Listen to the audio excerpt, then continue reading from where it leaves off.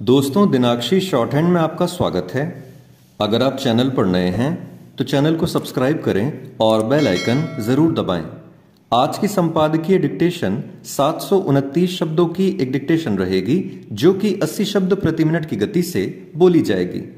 अगर आपको इस डिक्टेशन की स्पीड को 100 शब्द प्रति मिनट करना हो तो आप YouTube पर स्पीड के ऑप्शन में जाकर स्पीड को 1.25 कर सकते हैं। इस डिक्टेशन की डेमो आउटलाइंस आप हमारे टेलीग्राम ग्रुप से प्राप्त कर सकते हैं। और अगर आपको इस संपूर्ण संपादकीय मैटर की सभी एडवांस आउटलाइंस और वाक्यांश की आवश्यकता है तो आप हमारा स्पेशल पेड बैच ज्वाइन कर सकते हैं। हमारे पेड बैच में दी गई एडवांस आउटलाइंस और वाक्यांश की सहायता से आप शॉर्ट हैंड को 120 प्लस की गति में लिखने में सक्षम होंगे। इस बैच को ज्वाइन करने के लिए आप डिस्क्रिप्शन बॉक्स में दिए गए मोबाइल नंबर पर व्हाट्सएप कर सकते हैं। तो चलिए डिक्टेशन को स्टार्ट करते हैं। डिक्टेशन 5 सेकंड बाद स्टार्ट होगी। Ready, start. पिछले कुछ समय से वंशवाद और भ्रष्टाचार पर प्रहार कर रहे प्रधानमंत्री नरेंद्र मोदी ने जिस तरह स्वतंत्रता की 75वीं वर्षगांठ पर लाल किले की प्राचीर से इन दोनों विषयों पर विस्तार से बात की, उससे यह साफ हो जाता है कि वह इन बुराइयों से निपटने और उनके खिलाफ जनमत का निर्माण करने के लिए संकल्प ले चुके हैं।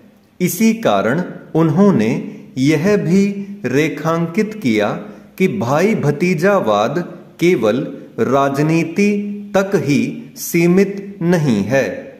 उन्होंने यह तो स्पष्ट नहीं किया कि राजनीति से इतर कहां-कहां वंशवाद व्याप्त है, लेकिन सब जानते हैं कि एक लंबे अरसे से न्यायपालिका में परिवारवाद को लेकर गंभीर सवाल उठ रहे हैं।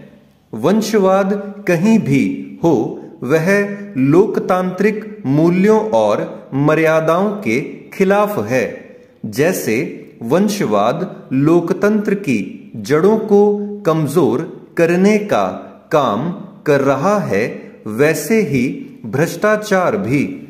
देश को संबोधित करते हुए प्रधानमंत्री ने जिस तरह यह कहा कि भ्रष्टाचार के आरोप में न्यायालयों से सजा पाए नेताओं का भी महिमा मंडन करने में शर्म संकोच नहीं किया जाता, वह हमारे समाज की एक कटु सच्चाई है।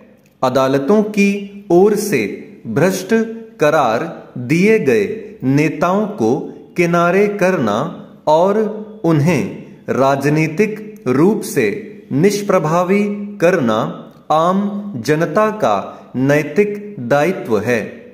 आखिर इस दायित्व का निर्वहन न करने वाले देश में भ्रष्टाचार व्याप्त रहने की शिकायत कैसे कर सकते हैं? प्रधानमंत्री ने जिस तरह वंशवाद और भ्रष्टाचार पर देश की जनता को चेताया, वैसे ही उन्होंने अन्य मामलों और विशेष रूप से महिलाओं के प्रति लोगों को अपना नजरिया बदलने के लिए प्रेरित किया। यह एक ऐसी जरूरी बात है जिसका प्राथमिकता के आधार पर पालन होना चाहिए, क्योंकि ऐसा करके ही हम नारी के प्रति सम्मान दर्शाने की अपनी प्रतिबद्धता को सही साबित कर सकते हैं। आशा की जानी चाहिए कि प्रधानमंत्री की यह बात वैसे ही असर करेगी जैसे स्वच्छ भारत अभियान संबंधी उनकी अपील ने छाप छोड़ी।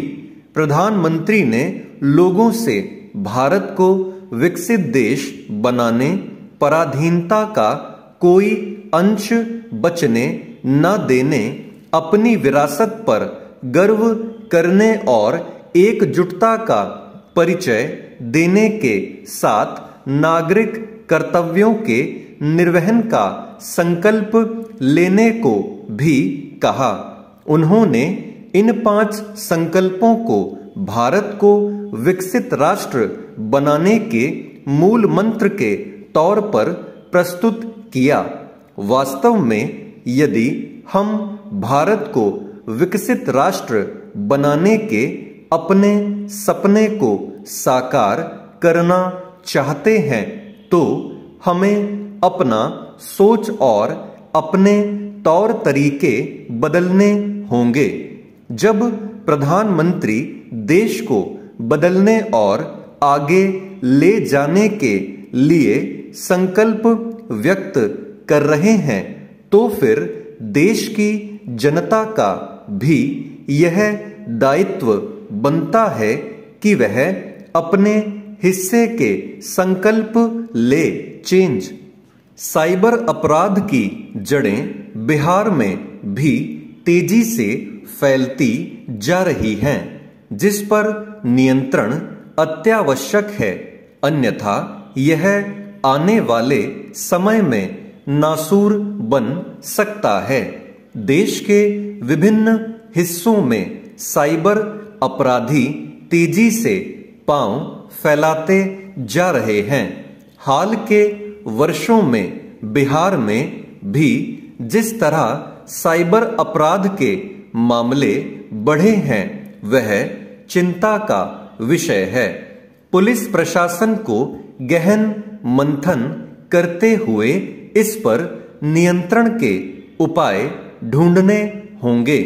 इस दिशा में पुलिस कर्मियों को प्रशिक्षित करने की भी आवश्यकता है ताकि वे ऐसे अपराधियों को पकड़ सकें। हाल के वर्षों में झारखंड में साइबर अपराध की घटनाएं तेजी से बढ़ीं। वहां का एक जिला जामताड़ा तो पूरे देश में बदनाम हो गया। अब ठीक वैसे ही बिहार का नवादा चर्चा में है। वहां के साइबर अपराधियों ने हैदराबाद के एक व्यापारी को शिकार बनाया था। शुक्रवार की रात हैदराबाद पुलिस ने वहां छापा मारा तो साइबर अपराध के एक आरोपित के यहां से करीब 1 करोड़ 20 लाख की नकद राशि बरामद की गई। यह प्रमाण है कि इस तरह के अपराधियों का गिरोह वहां किस तरह सक्रिय है। वे वहां से बैठकर पूरे देश में आपराधिक घटनाओं को अंजाम देते हैं।